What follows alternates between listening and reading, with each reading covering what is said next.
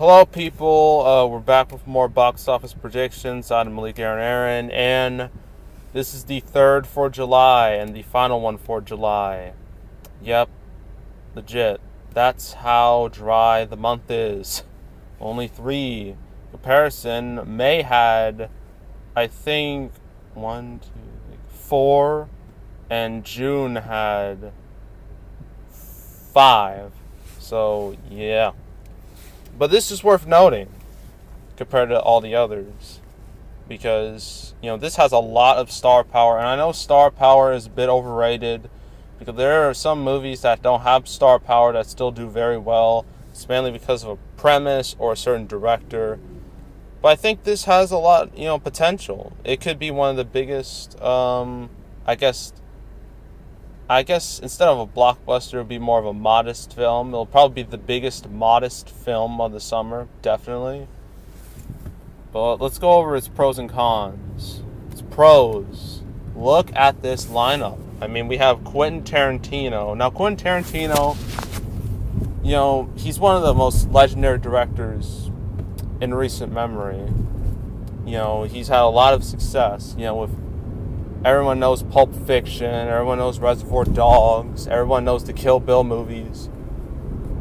But his biggest successes were Inglourious Basterds, which had Brad Pitt, just letting you know, and Django Unchained, which had Leonardo DiCaprio. As you see here, you see Brad Pitt and Leonardo DiCaprio. So that's a good connection. Also, Margot Robbie is in this movie, which doesn't hurt it as well. She's quite popular, although I think her star is kind of faded recently because it's been like a while.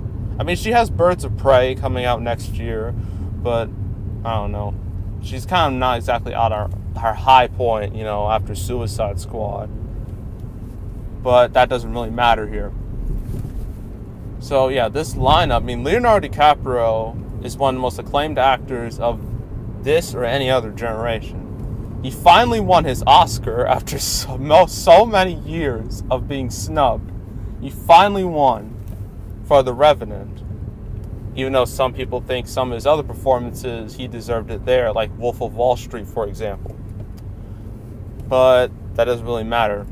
And Brad Pitt, he's just as much of a draw, although there's been he's had some bad times personally, thanks to the tabloids and whatnot, but I don't think that'll really hurt this movie either. And also, the summer, there's a real, particularly in July, there's a real lack of adult films. I know there's some, but there's not too many like this. With this much star power and this much hype. So, yeah. Its cons, I don't see too many cons.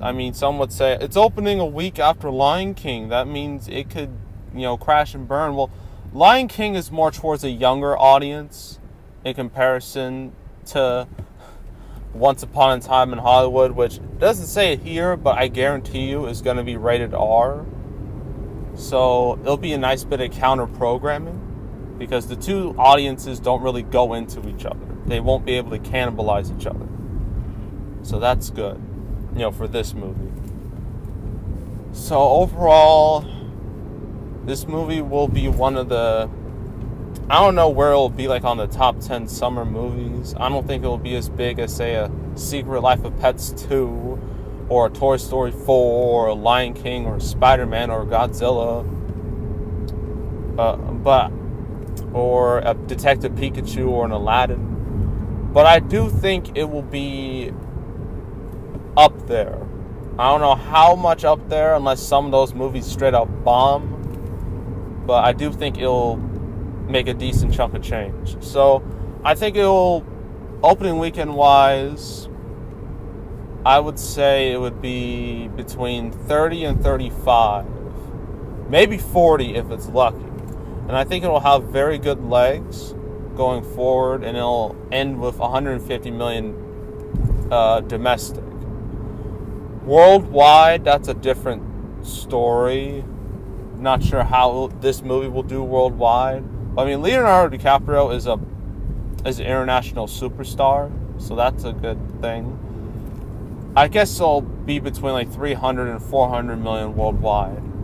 I think it'll be his second biggest movie after Django, for Tarantino.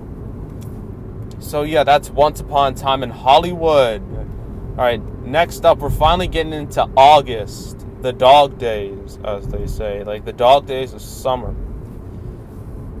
But we have potentially one more big blockbuster hit coming out, and that is Hobbs and Shaw, the spinoff from the Fast and Furious. That'll be the next one, box office wise. So yes, make sure to subscribe, like this video, leave a comment. If you want to check out some other predictions I've made, I made a whole playlist, with them. So if you want to go check that out, then you can go do that. But other than that, that is all, and I am out.